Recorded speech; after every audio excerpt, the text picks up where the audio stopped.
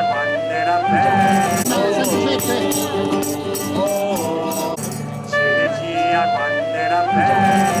Continua la programmazione natalizia con un appuntamento che si è svolto stamattina alla Scala dei Turchi, il presepe vivente, organizzato dall'Istituto Comprensivo Garibaldi di Realmonte. Io per questo ringrazio la coordinatrice, la professoressa De Girolamo, nonché i professori che si sono adoperati affinché tutto si svolgesse nel migliore dei modi. Ringrazio il dirigente scolastico, la dottoressa Fazzi, il distretto turistico che con noi quest'anno ha promosso queste attività natalizie, anche il dottore Lombardo di Mare Amico che ha proposto una bellissima attività che si farà a Capodanno,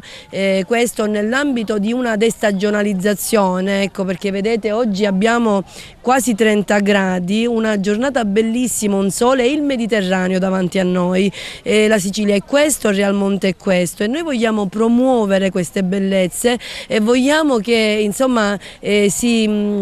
si faccia squadra affinché i ragazzi dell'Istituto Comprensivo che stamattina sono con noi, che sono il nostro presente ma sicuramente saranno anche il nostro futuro, possano partecipare